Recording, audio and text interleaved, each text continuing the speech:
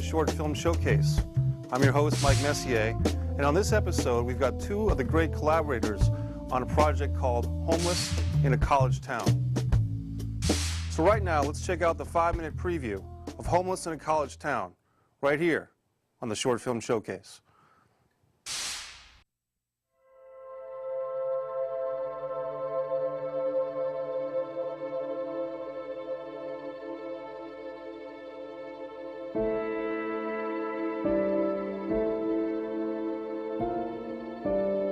It's the insult.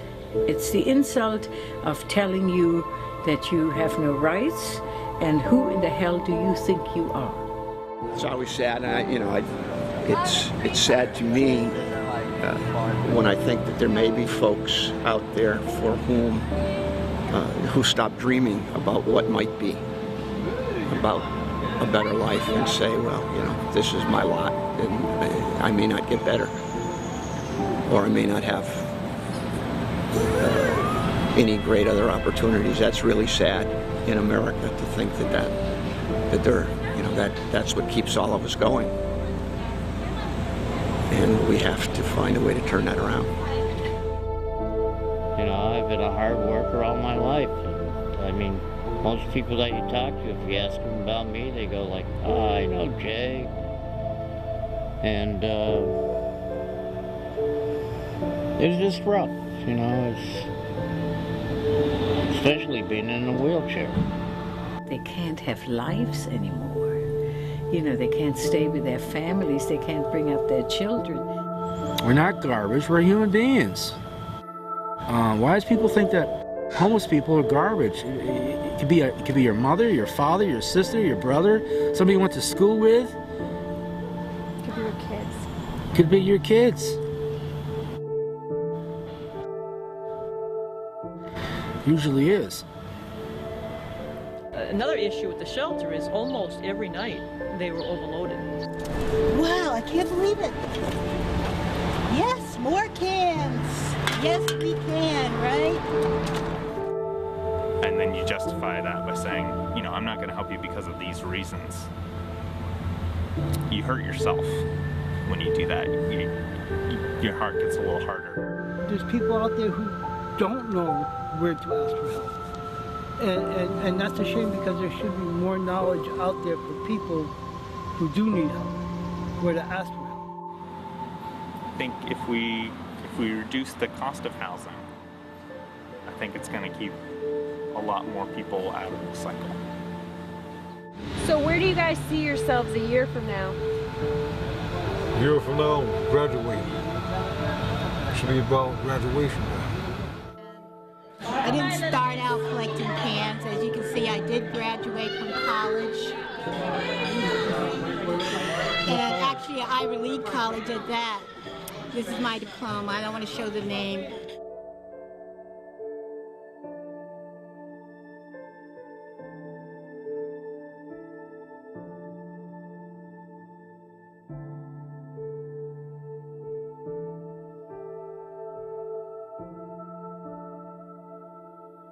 I've been coming here for 4 years, and every time I get off this exit, there's someone panhandling here. And it's never the same person. Yeah. How many homeless people are there around here? I have no idea. Welcome back to Short Film Showcase. I'm your host, Mike Messier. You just saw the preview of Homeless in a College Town. Right now on the Short Film Showcase, it's my honor to introduce one of the co-producers of Homeless in a College Town. She's also the director of the piece. Her name is Sari Gagnon. Hi. Hi, Sari. Thanks for having me. Thank you. So tell us about this. This is in Amherst, Mass., Homeless in a College Town. Tell us something about it. Yes, I was frequenting Amherst, Massachusetts for business and noticed that every time I'd gotten off the highway, there was somebody panhandling at the intersection, and it was very rarely the same person. Right. Which stirred a lot of questions in me. So when I started to do some research about why there's so many homeless in the area, I started to find out that Amherst in particular has quite a phenomenon going on where there's such a high student ratio of the population that it's driven the housing market up. Okay. And the poverty level has gone way up as well because people can no longer afford to keep their homes. And in the recent recession, as you well know, homelessness has been on the rise. And so this town has been very affected by that. And there are a lot of homeless that come into the college town because the services are already there, provided for them. A lot of students volunteer at soup kitchens and shelters and that sort of thing for community service in terms to, you know, as part of their education and to graduate and to do a good service in town. So there seemed to be a substantial population and a community of homeless that were just kind of blending in with this giant college population. Wow. That's extremely interesting. Yeah, So yeah. the college is, and the college students, not by any choice of their own, are kind of lending themselves to the issue, the problem, but at the same Yes. time they're helping out. Yes. You know, so what a contrast. And It is, and they have the kind of numbers that you would expect to see in major cities like Boston or Springfield or Hartford, but it is a little town, it is a college town. It happens to have the University of Massachusetts flagship school in Amherst, but also Amherst College and Hampshire College are both in the same town. So the population of students, it goes up tenfold when school is in session, but the town itself is quite small. And you and I were talking off camera, and Yes. how is the town of Amherst reacting, the powers that be, the city officials type of thing? I think at first they were nervous about having a camera in town shedding light on the subject of homelessness, because I think it's something as a society most people want to kind of brush under the rug. Right. But since we've been there, a lot of good things have happened. I'm actually quite proud of that because when we began filming, the local shelter had applied for a capacity expansion. They wanted 8 more beds in the shelter, and the town denied them. And we went in there and we were able to petition the town, my crew and my filmmakers and my volunteers, and we came up with almost 3,000 signatures in a matter of 3 or 4 days. Wow. And we were able to take that to the town and say, this is something your community wants you to do. Right. And they were able to grant a 38% expansion of the local shelter. So that meant that more women were able to be in the shelter, and the shelter then had to provide the women with their own room. Nice. Because before they just had a curtain petition between the men and the women. Right. So you can understand why it was so necessary. Yeah. Privacy and all types of Yes. issues that might come up in a situation like that. Now this is, you told me off camera, this is your first directing experience? This is my directorial debut. So that's got to feel good. Yes. You know, when I started filming, I thought we'd film a short documentary for 3 weeks and get to the heart of the story. But the truth is that we really weren't able to get to the heart of the story in such a short period of time. Right. And I've been there since June, and in June we'll wrap up, so I will have been there a whole year. We've interviewed over 100 people on the subject, including service providers and homeless. Some of the homeless have invited us into their tent communities to see how they live when they can't live in a shelter. And we have hours and hours of footage of people telling us their stories and voicing their concerns about the subject. And we are actively involved with the homeless there. So part of, for me, what was important for me is not that we just come in and film and let them tell their story, but to have some sort of an impact on the town was very important, because there has to be some ongoing message that continues locally after we leave. Right. So we started with a project, an outreach project, that's going to be a statue that we're donating downtown as a location in downtown center in Amherst, just right on the main street there, that's going to double as a piggy bank, where people can put donations into the piggy bank, and the donation will go directly to the homeless shelter. Nice. I think a lot of people are afraid to give money to the homeless directly because they're afraid that it will be used for various things like drugs or alcohol. Sure. But the truth is there's so many necessities that they can't afford, Right. and that even the shelter struggles to provide for them. And a lot of businesses try to deter the panhandlers from hanging out in front of their business. So at least this way, it gives people the social conscious. It's like saying, no, no, no, please still help, but help Right. in this way. Right. If it's more comfortable for the person that's donating the money. That's right. And sometimes people can be understandably a bit intimidated Yes. to reach for their purse or their wallet and pull out a dollar or change. It's just, it can be strike too close to home is what I'm trying to say. Right. So the statue sounds like a great idea. You know, and I'm excited about that because it is exactly the message that we wanted. We wanted to have a long-lasting impression on the town, and now this statue will be there forever. What is the statue of, if I can ask? It's going to be a cow, actually. Okay, cool. So you could be able to feed the cow directly into the mouth. Cash And cow. Yeah. That's yeah. cool. And it is a farming community. You know, it's Western Massachusetts, so there are a ton of local dairy farm. There's a bison farm nearby. Right. I mean, that's the kind of, it's kind of like a little city surrounded by all of this farming community. Wow. Now let's segue a little bit Sure. from your directing.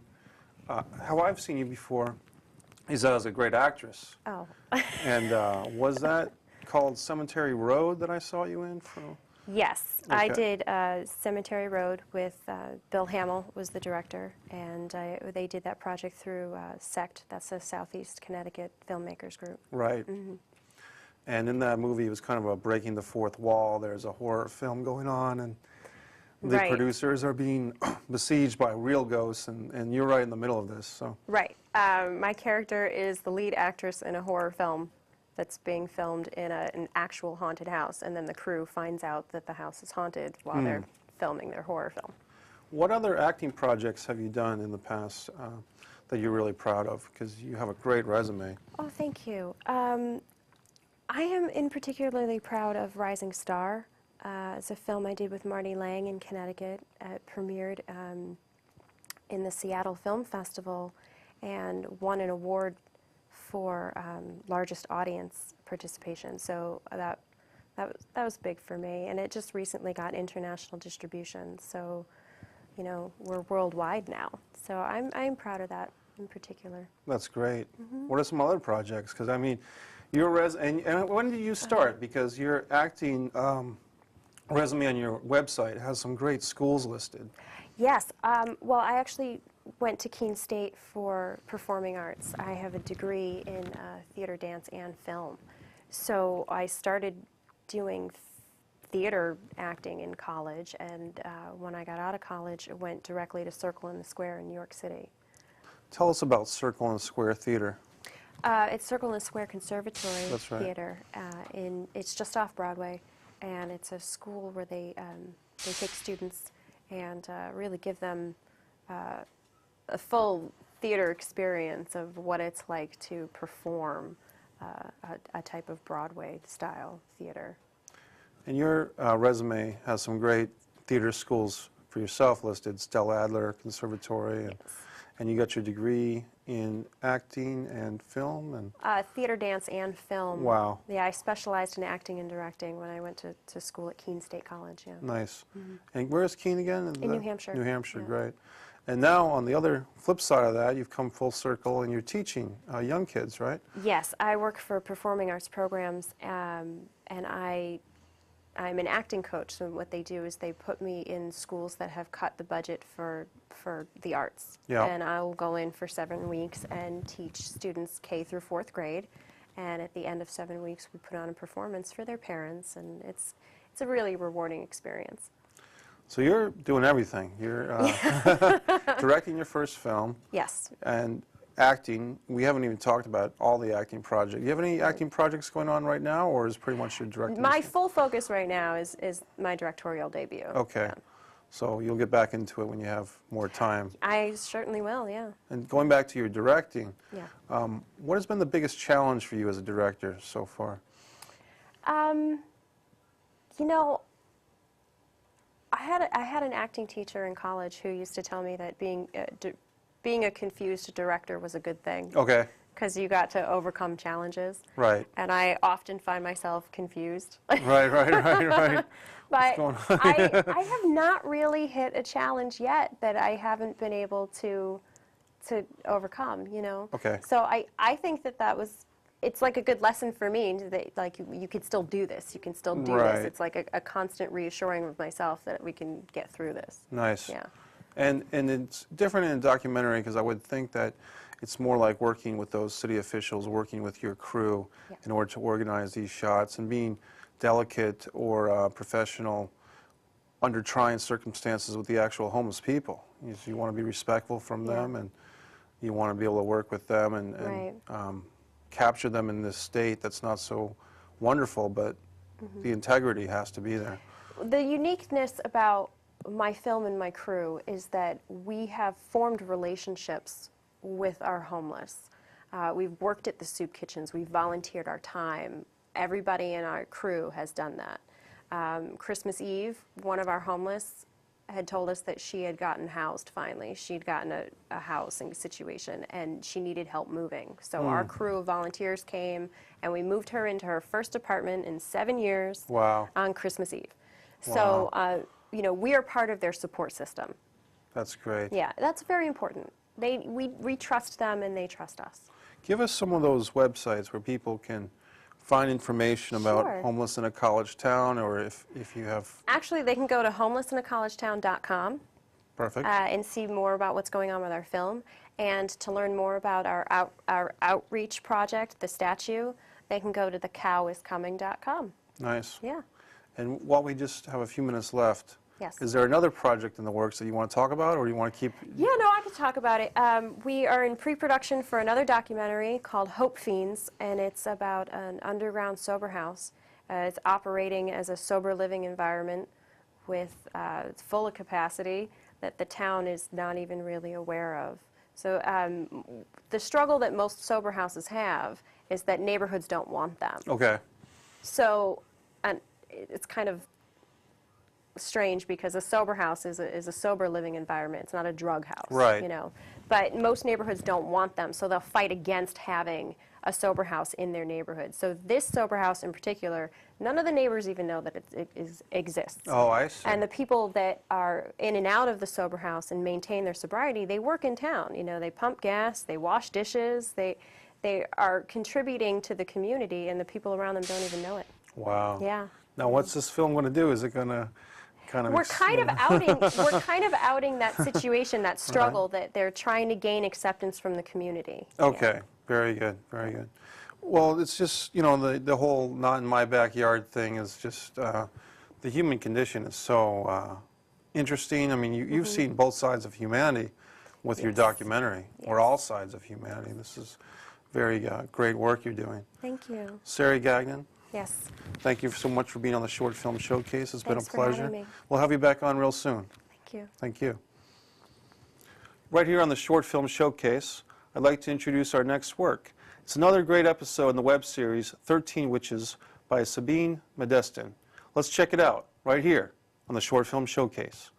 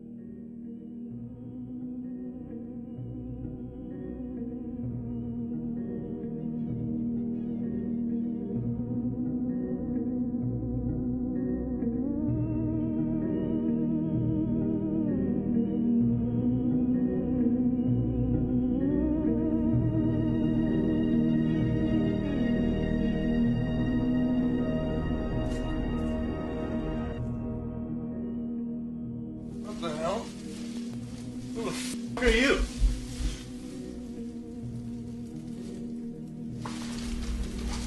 You don't recognize your own wife?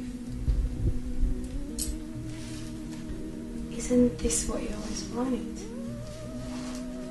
Because maybe if I looked this way, you wouldn't have been. You know, my girlfriends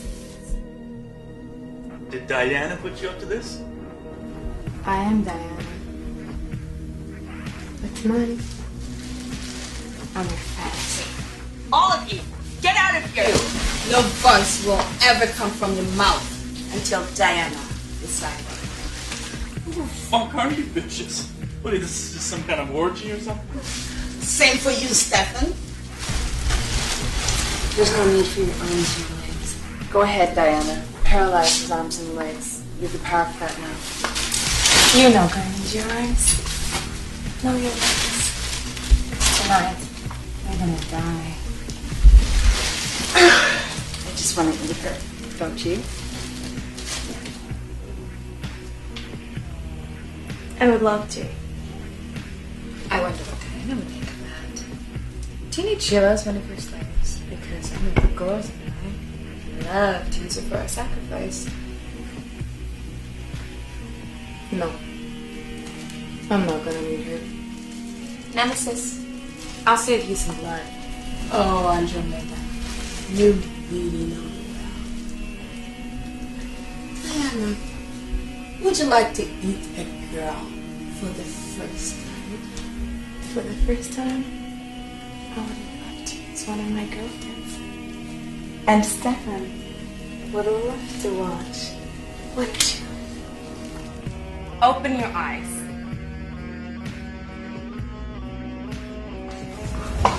Thank you.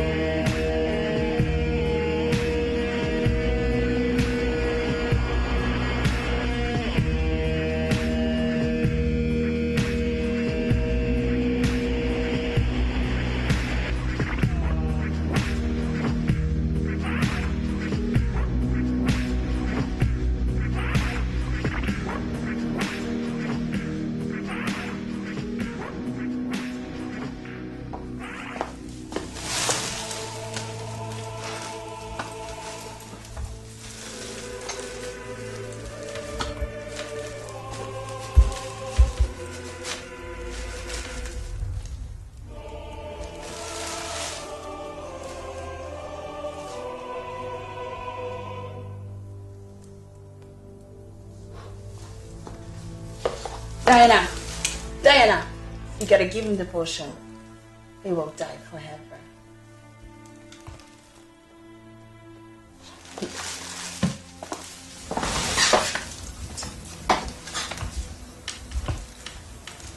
Now you're mine. Yes, mistress.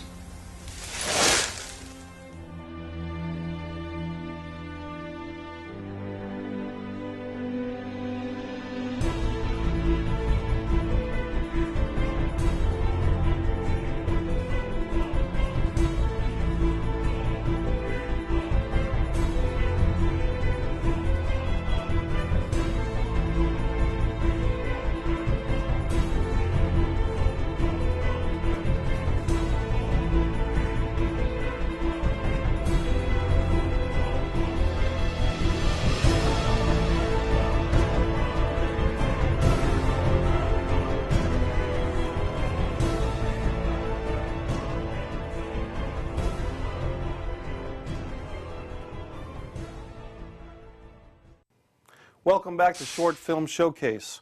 That was the latest episode from Sabine Modestin's 13 Witches.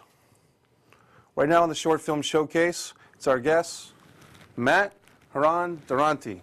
Did I say that right? You did, Matt, Heron, Durante. It was pretty close. It was about 95% there. Yeah, you got it. Okay, Acceptable. great. Yeah. Thank you. And we have just talked to Sari earlier in the show about your collaboration together with Homeless in a College Town. What more can you tell us about this project, Matt? Well, I can say from my own experience, I guess, I've learned a lot about myself and also the community, because I'm from Amherst, so okay. that's how I know she was describing. That's kind of how she got the idea coming up there, and it really opened my eyes because I was someone who never really noticed how many homeless people were in the area, and that's one thing that we point out, that most people really don't realize that how big of a problem this is, and I didn't notice it either until we started doing it. So that's something that surprised me, and also a lot about how just about humans and interacting and people's behavior. You know, I remember one time we were sitting there, sitting on a bench, talking with someone who we just met, and people kind of look at you differently. You know, they walk around you, and it kind of makes you think differently about people, I guess. Is it so? Are we giving people too much credit to say that it hurts them too much to see a homeless person, or are they just afraid, or are they just trying to go about their business? What do you think? Well, I think all of that. I mean, it depends on the people. I do think a lot of people are scared of them because they don't know, and also I feel like there's so much negativity around homelessness, or even just the word homelessness. You know, if you say there's a homeless guy out back or in the street or whatever, you kind of have these preconceived notions of someone who could be dangerous, or someone who is addicted to alcohol or drug abuse, and so you kind of it's already a negative term, you know. And even if it's someone who's a really great person, a really smart person, just went to school, or lost their housing for one reason or another because of no fault of their own, and they get this term homeless, they're just looked upon as someone beneath. Less than human. You know? Yeah, exactly. And the only exception would be a character that Will Smith played in something like The Pursuit of Happiness. Mm-hmm. If you have this 1 in a million case, then that's okay. But right. for the rest of those people, we'll put them over here, and we're here. So. Yeah. And overcoming that boundary and the way people are thinking about the homeless, that's such a huge challenge for the filmmakers involved in homeless in a college town, I would imagine. Yeah, absolutely. I mean, we've met so many people, artists, just really incredible people who I enjoy spending time with, and really funny people, and it's a shame how a lot of people don't give them the time of day and just look at them differently because they live on the street or they don't have a house. When it really, if you think about it, should be the complete opposite. You should be trying to help them, like it's tough, but so you learn a lot, and that's one thing that we want to do, is really try to help bring awareness to this type of thing, and just kind of open people's eyes, which, I mean, it's done for me. I didn't really avoid homeless people, but I certainly didn't really interact that much. I would give money, but yeah, I mean, now I look at them just like anyone else and have a conversation. And it's changed me a lot. What do you see, Matt, as one of the producers for the future of this project, for the future of this film? Festival circuit, distribution, what type of thing would you like to see accomplished for the film, just as a film, Mm-hmm.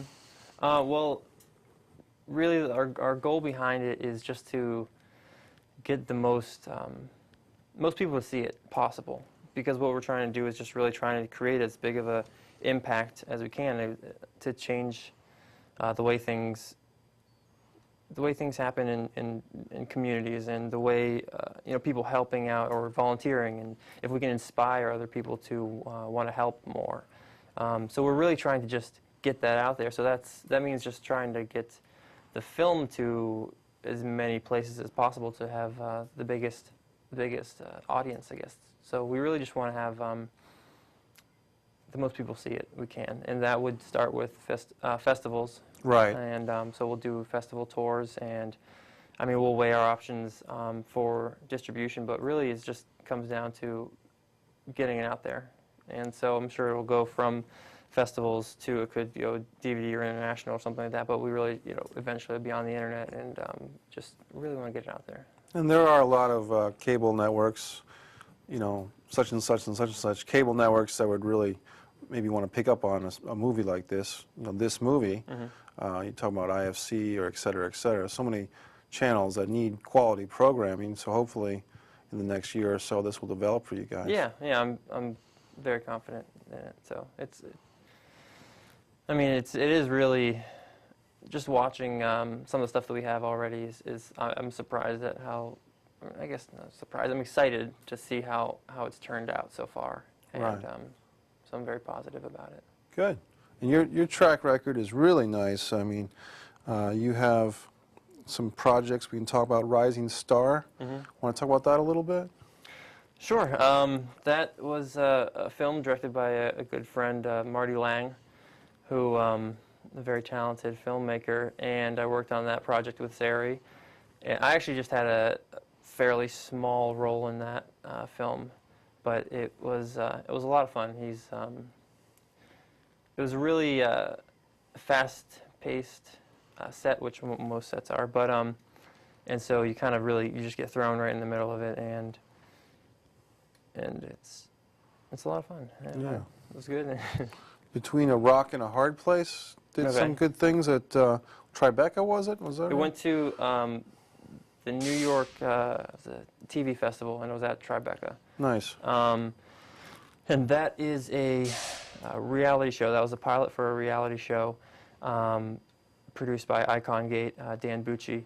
And that was about in Poughkeepsie, New York, there's a club called The Chance, and it's a very big venue where they have, I believe it was they can do 3 shows. There's a restaurant and like 5 bars. So it's this big, really big establishment, and it has a lot of history to it. It's a very old place, old theater. And so it's kind of, the show revolved around the building and kind of the staff booking concerts and just kind of their interacting with all the crazy things that happen there with all the people coming in, and it gets pretty wild. Yeah. So yeah, I was hired for that to do some writing, or I guess consulting, you could say, because it's a reality show. So Sure. there's not a lot of not a lot of writing, but right. But yeah, so. Yeah, that was a pilot we did, and I believe it's currently in negotiations at a network. You told me about one called Mean of Green, a love quadrangle of sorts. Yeah. Now, were you one of the quadranglees, one of the quadranglers? Yes, I was the lead in that film. Bill, who, yeah, it's kind of he is in a relationship with currently in a relationship with a young lady, and then finds himself in another relationship with another young lady who kind of gets into, it's a quadrangle relationship, yeah, and kind of how Bill has to, he struggles with dealing with these multiple relationships at one time, and it kind of all, I guess, comes together in the end with a big climax, and there's a lot of pain emotionally for Bill in that film. Well, I'm glad you said that, because as an actor, when you're taking on a character that has that pain, what's your process for that, Matt? Are you using substitution techniques, thinking about your own life as regards to this character named Bill in the piece, or? Well, I haven't really been in a situation like that, but I mean, all acting stems from some sort of reality, and whether that's an emotional state or something like that, I can put myself into his shoes, I guess, in that situation where maybe you're feeling vulnerable, or something terrible happened. I can find a place in my life where that happened and kind of relate to that. So you're kind of bringing those feelings that I've had in the past to this to the film to create the character. Sense memory type of thing. Yeah, exactly. Yeah, that's great. Did Mean of Green do anything as far as distribution, or? No, yeah, it's actually still in post. Okay. So, yeah, it's probably close to being finished by now. Okay. Might have to do a couple reshoots or pickups, but yeah. And there's a piece called Something Remote. Something Remote, yeah, I did. That was a few years back. But yeah, won a couple awards. I had another kind of supporting role in that, where I played a abused boyfriend, I would like to say. But That was a lot of fun. That was a film by Broken Wall Films, and Alex LaFleur, who's directed it, and he's a very talented writer, very funny guy. I compare it to like a Kevin Smith type of film. Sure. In that type of writing. Very heavy dialogue, a lot of jokes, kind of like the three amigos, all best friends, and so it was a lot of fun working with them. And I still keep in contact with Alex. He helps us out in pretty much whatever we're doing, but it's always fun to call him up and see what he's doing, because he's always working on good projects. He's a funny guy. Yeah. And so, well, you're a funny guy, because off camera, you're a modest guy, but you got some tricks up your sleeve. I try, you know. You and I were doing kind of a little face-off. A little face-off? Yeah, you want to try that now? You want to do that? Yeah, let's do it. Okay.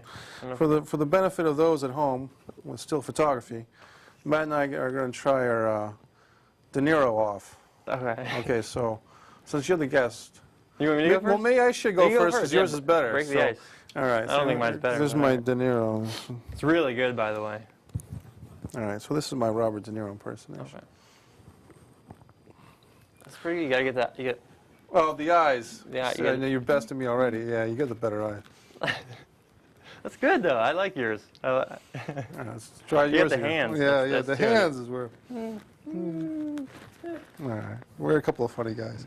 All right, so now besides doing De Niro, talk about your acting experience. Did you study acting formally? It seems like you have, or on the job, or both? Yeah, well, yeah, I guess both. I went to school for business first, and then I kind of got into acting. Why? It's probably a very long story, but I got into acting, and then I didn't take any classes at first. I kind of just jumped right into it, started going on auditions, and you'd be very surprised to find out I didn't get very many. I went on like 10 auditions maybe without getting anything. So then, but then I finally booked something, and then a couple things, and then you finally get something to put on your resume, so you don't really give them a piece of paper that just has your name on it. Right. And which is, it's a plus. And so then I really learned a lot just being on set and kind of just figuring it out, watching people, and then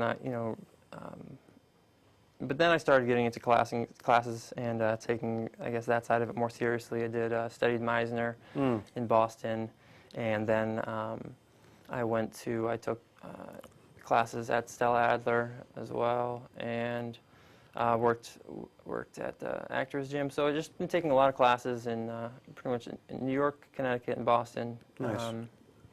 And then I get a lot of experience just on set, but yeah.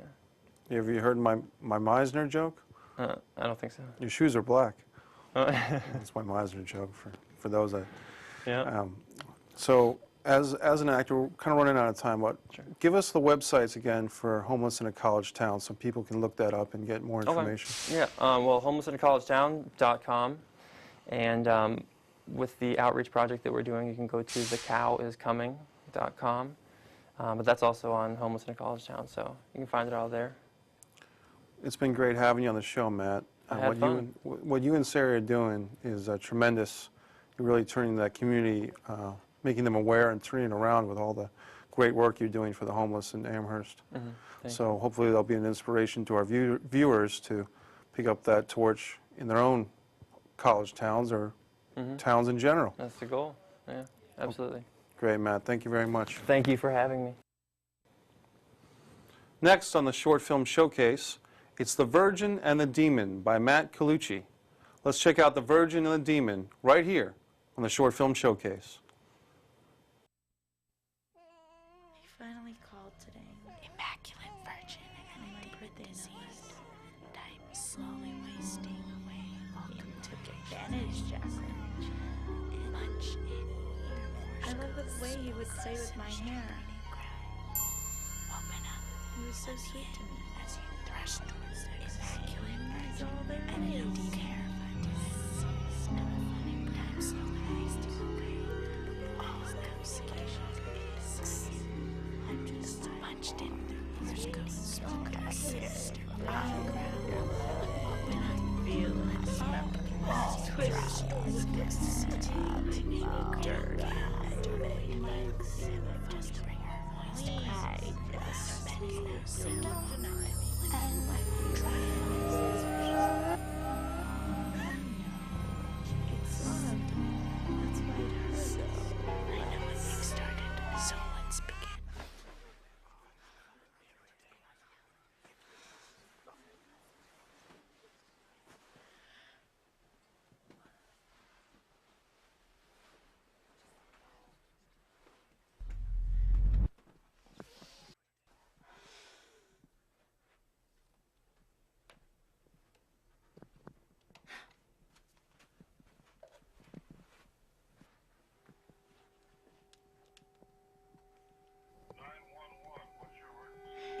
There's a man in my house.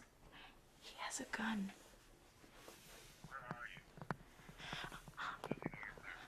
I'm in my room. I just woke up. I don't know. No, my mom's at work. My name? Jackie? Hurry. You awake in there? Come on out, we have to finish this.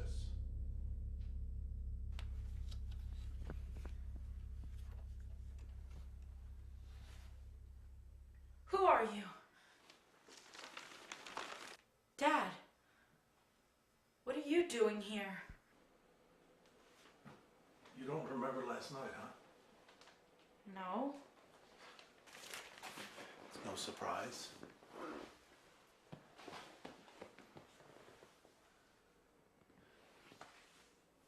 Doesn't matter anyway. Mom. I bet she didn't remember your birthday. I did, though. I haven't seen this in a dog's age. Here. I missed you, Jackie. It's been a long 2 years. All we have is each other now. Daddy touched me. No! It's not true! Don't you ever touch me again! Get out, you freak! Neither freak! Look at what you've done to yourself! I swear to God, I'll shoot! Oh, I know you will. I'm the one who cleaned your mother's brains off the goddamn wall! No, you're lying! If it wasn't for me, you would have bled to death! Stop!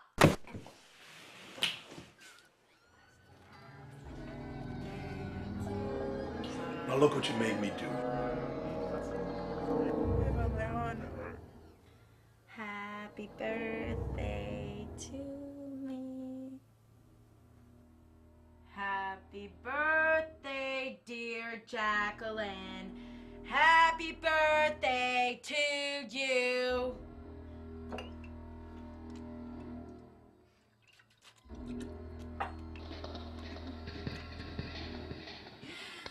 Today's the day. He'll be here soon. I won't let him. He's used you too much. No, he loves me. He loves me. Love? That's all I have. He abandoned you. He left you in cheating slut. He's all I have. What do I do?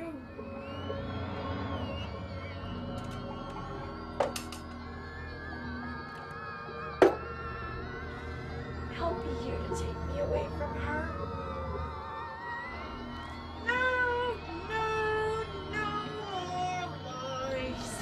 I hate him so much. What will you do, Jacqueline? Start over?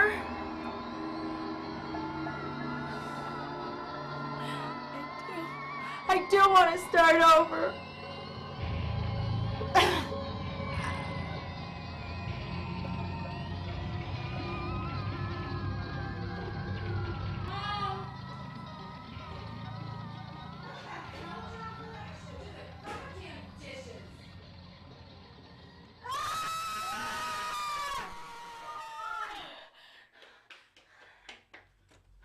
Oh, Mom, you've come to watch. Oh my God, Jack!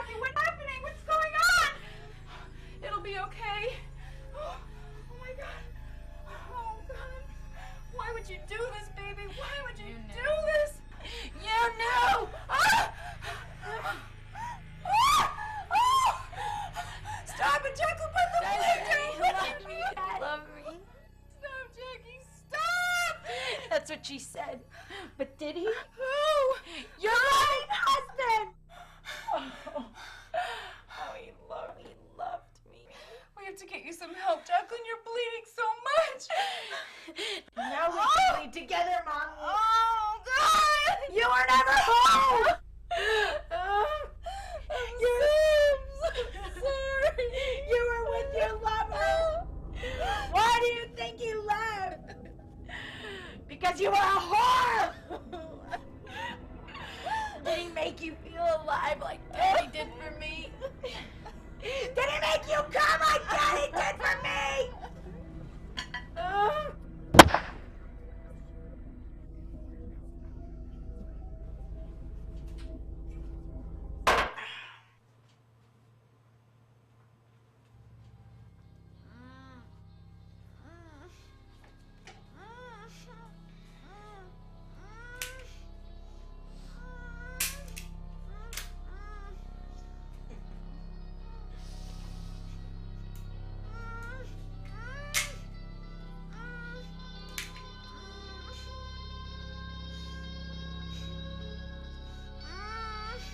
My very own birthday gift.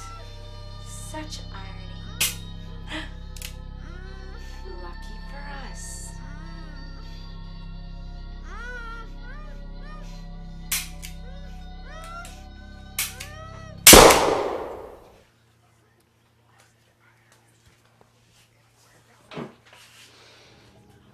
I forgive you.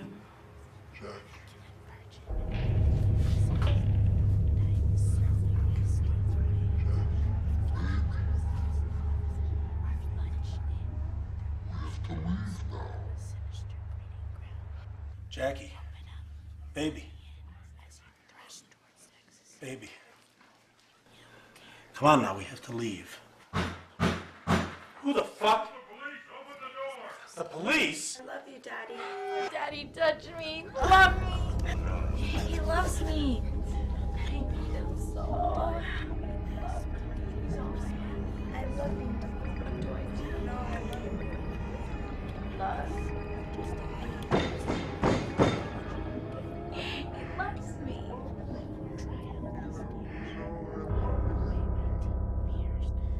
I just open up and let you in.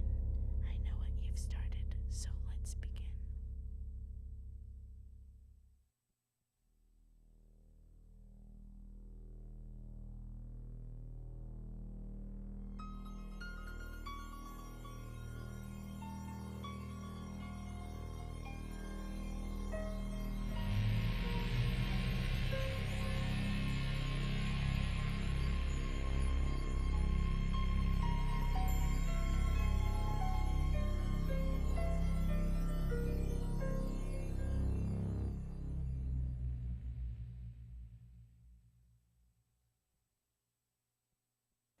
Welcome back to Short Film Showcase.